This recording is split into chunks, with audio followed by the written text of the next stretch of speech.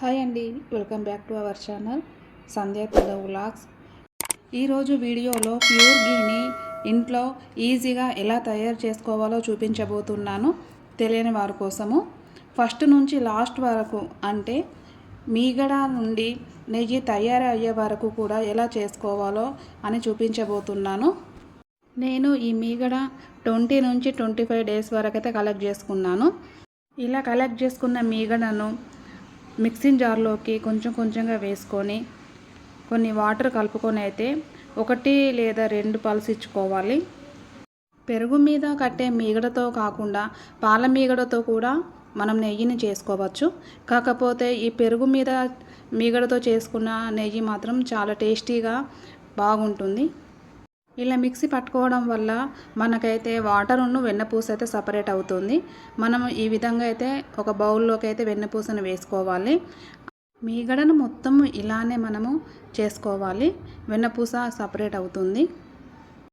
మనం పాల మీద మీగడతో నెయ్యిని తయారు చేసుకోవాలంటే పాలు మంచిగా మరిగించుకొని చల్లారించుకున్న తర్వాత ఫ్రీజర్లో పెట్టుకోవాలి.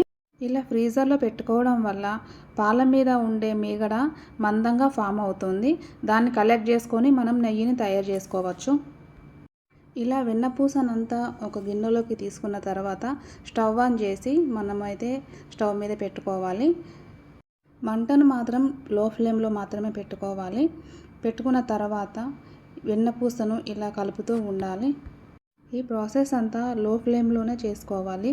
హై ఫ్లేమ్లో చేసుకుంటే నెయ్యి మాడిపోయే ఛాన్స్ ఉంటుంది.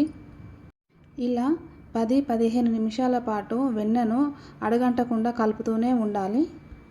వెన్నపూస అంతా నెయ్యి అయ్యేంత వరకు ఇలా కలుపుతూనే ఉండాలి. అడుగున మనకు ఒక గోల్డెన్ బ్రౌన్ షేడ్ ఫామ్ అవుతుంది. ఇలా వచ్చిందంటే మనకైతే నెయ్యి తయారైందని అర్థం. ఇప్పుడు 1 టేబుల్ స్పూన్ మెంతులను వేసుకోవాలి. ఈ మెంతులను వేసుకోవడం వల్ల నెయ్యి ఫ్లేవర్ చాలా బాగుంటుంది. ఈ మెంతుల ప్లేస్లో ఒక తమలపాకును కూడా వేసుకోవచ్చు. మెంతులు వేసిన 2 నిమిషాలకి మనం స్టవ్ ఆఫ్ చేసుకుంటే మనకైతే నెయ్యి రెడీ అయిపోతుంది. ఇలా రెడీ అయిన నెయ్యిని ఒక గిన్నెలోకి అయితే ఫిల్టర్ చేసుకోవాలి. ఈ నెయ్యిని చల్లారనించి ఒక గ్లాస్ జార్లోకి ట్రాన్స్ఫర్ చేసుకుంటే ఎంతో టేస్టీగా ఉండే మనకు నెయ్యి అయితే తయారైపోతుంది. Bye friends, bye.